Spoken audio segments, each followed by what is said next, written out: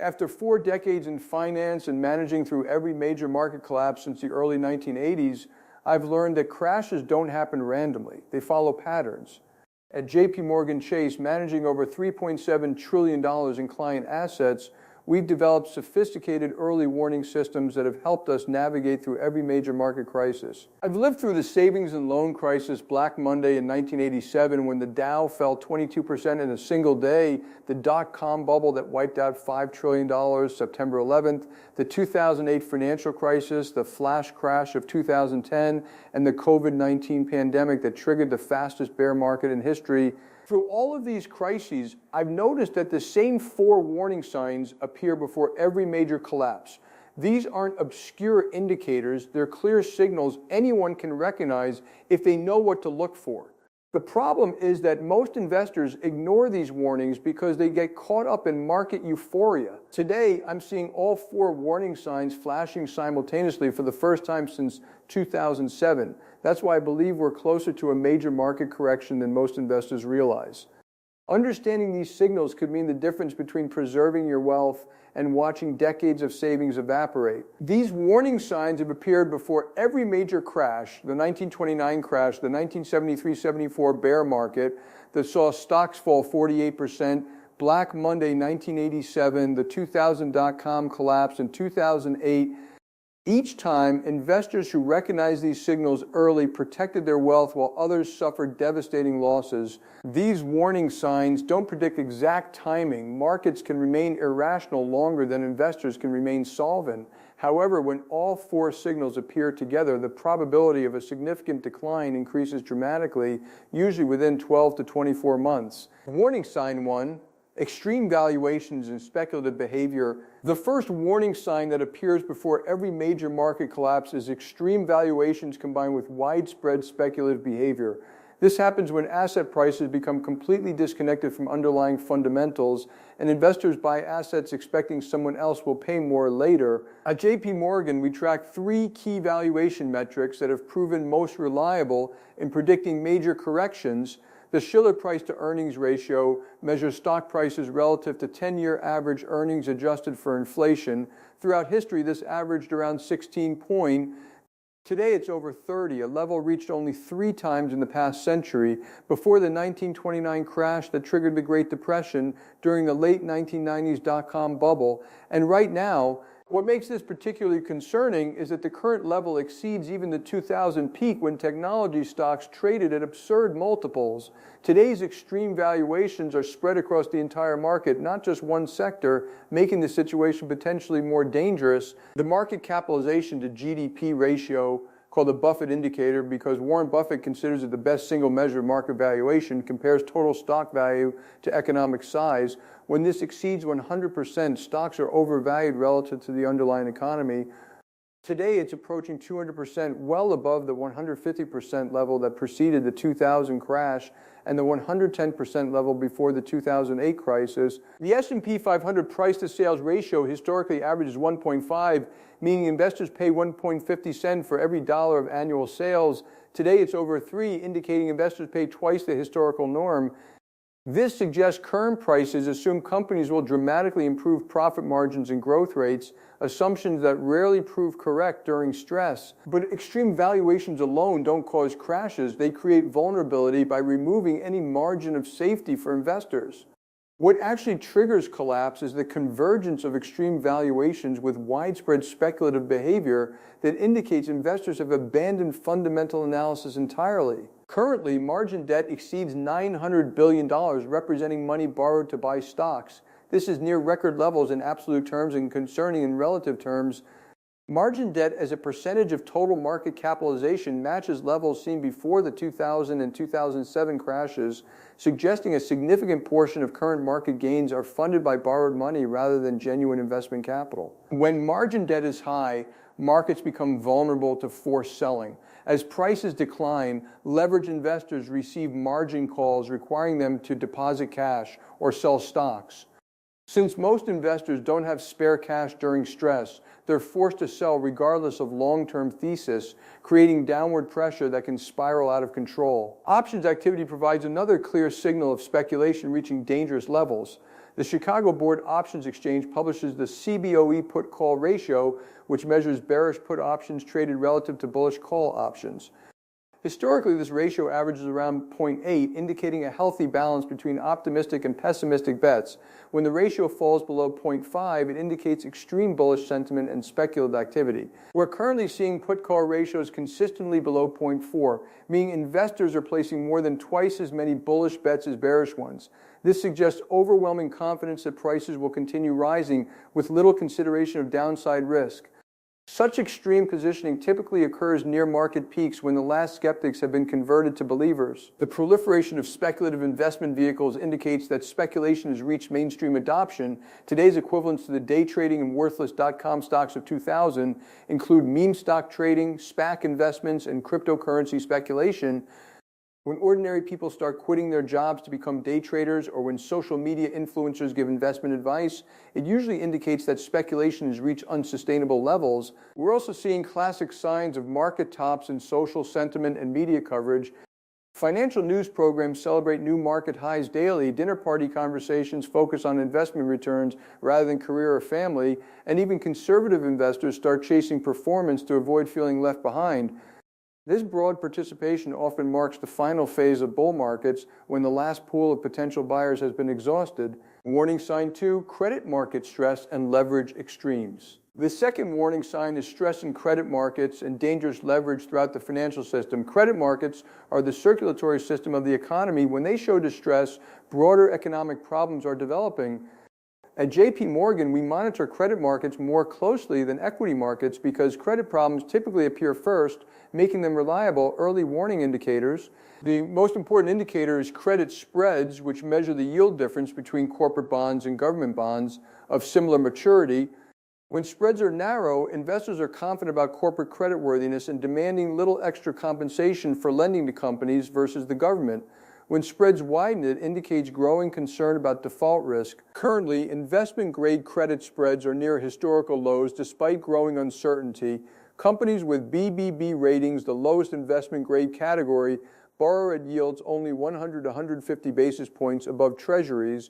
This narrow spread suggests investors aren't adequately compensated for credit risk. The percentage of investment-grade bonds rated BBB has increased from 30% in 2000 to over 50% today, meaning much investment-grade debt is actually quite risky and could be downgraded to junk status during stress, forcing institutional investors to sell regardless of fundamental value.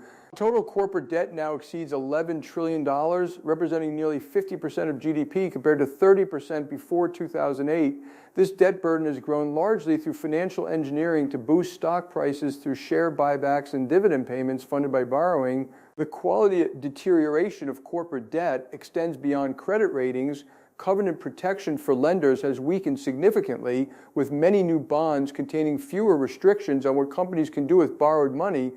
Today's covenant-light loans provide much less protection for lenders than previous credit cycles. The leveraged loan market presents the greatest systemic concern. These loans to companies with high debt levels, typically in private equity buyouts, have grown to over $1.3 trillion, larger than the subprime mortgage market that triggered 2008.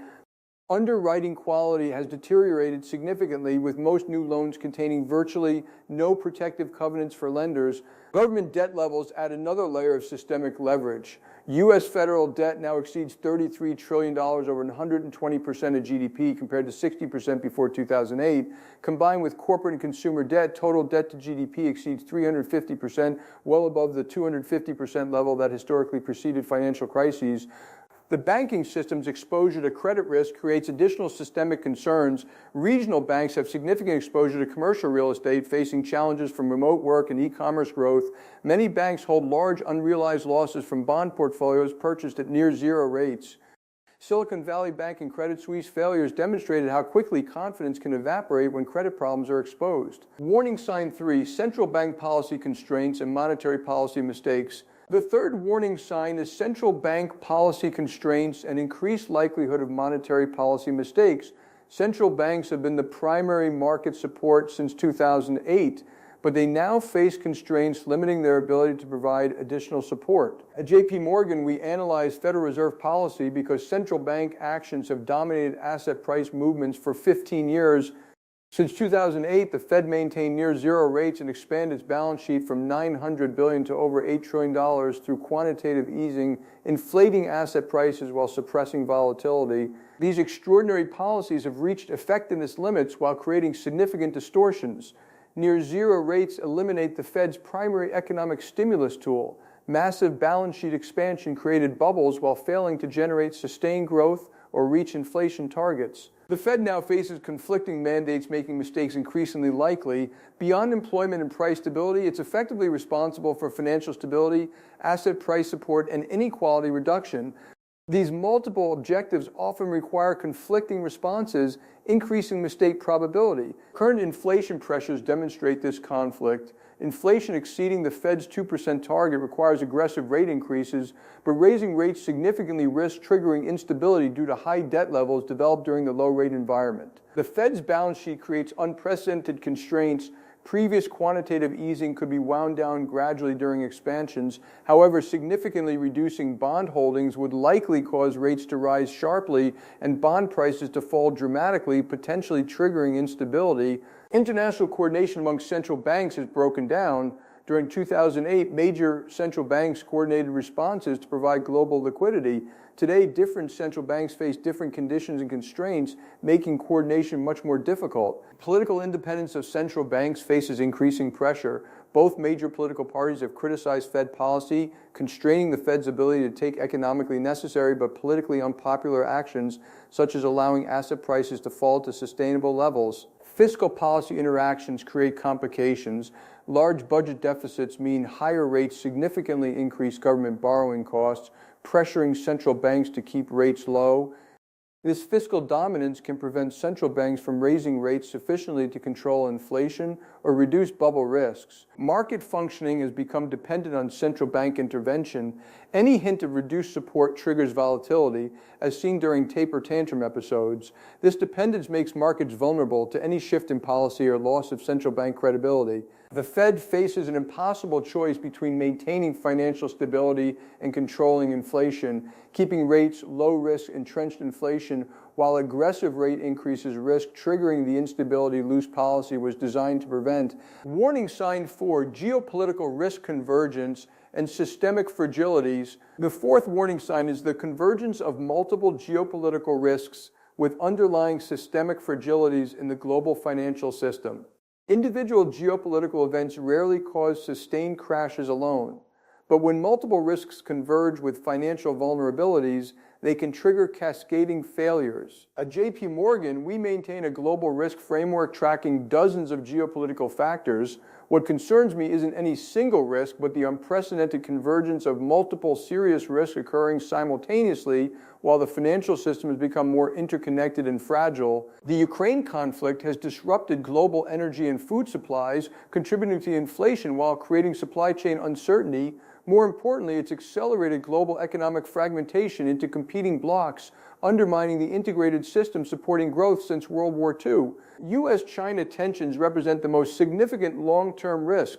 China is deeply integrated into global supply chains, financial markets, and trade networks. Strategic competition, particularly around technology in Taiwan, creates potential for economic disruption, dwarfing previous geopolitical crises. Taiwan is particularly concerning because it produces over 60% of the world's semiconductors and over 90% of advanced chips. Any disruption would have catastrophic effects on global industries, from automobiles to consumer electronics. Domestic political instability adds another risk layer. The U.S. faces unprecedented polarization with questions about electoral integrity and democratic institutions. European democracies face populist movements and economic pressures that can destabilize the EU. Cyber warfare represents a new risk category that could trigger financial instability. State and non-state actors can disrupt critical infrastructure, financial systems, and communications. Successful attacks on major financial institutions could cause panic, similar to September 11th. What makes these risks particularly dangerous today is how they interact with systemic fragilities. High debt levels make economies more vulnerable to external shocks. Global financial interconnectedness means regional problems spread quickly worldwide. Critical system concentrations create single points of failure with cascading effects. The U.S. dollar's reserve currency role creates both stability and vulnerability. Dollar dominance provides advantages but makes the global system dependent on U.S. policy instability. Any threat to dollar dominance could trigger massive capital flows and instability. Global supply chains have become complex and interdependent, creating disruption and vulnerabilities. COVID-19 demonstrated how supply disruptions cascade through the global economy. Geopolitical tensions are causing companies to restructure supply chains for security rather than efficiency. At JP Morgan, we're concerned about multiple geopolitical risks converging simultaneously. Financial crises often result from multiple factor interactions rather than single causes. 2008 combined housing problems with banking fragilities and global imbalances. Today's environment includes many more trigger points. The combination of multiple serious geopolitical risks with systemic financial fragilities creates conditions where small events could trigger disproportionately large market reactions. When investors are nervous about valuations, credit, and monetary policy, geopolitical events can trigger sustained bear markets rather than temporary disruptions. Understanding these four warning signs, extreme valuations and speculation, credit market stress, central bank constraints, and geopolitical risk convergence provides a framework for recognizing when market crashes become more likely. While these signals don't predict exact timing, their presence indicates that investors should position themselves defensively and prepare for increased volatility. At JP Morgan, we use these warning signs to adjust portfolio positioning, increase cash allocations, reduce leverage, and implement hedging strategies. Individual investors can apply the same framework to protect their wealth and potentially profit from opportunities that market crashes create for those who are prepared. The key insight is that market crashes don't happen randomly. They follow predictable patterns that careful observers can recognize. By understanding these patterns and positioning accordingly, you can protect your wealth during the inevitable next collapse while others suffer devastating losses. All four warning signs are flashing now. The question is whether you'll heed their message or ignore them like most investors do until it's too late. History shows that those who recognize these patterns early preserve their wealth, while those who ignore them watch decades of savings disappear in months. The time to prepare for the next market collapse is before it happens, not after. These warning signs give you that opportunity if you have the wisdom to act on them.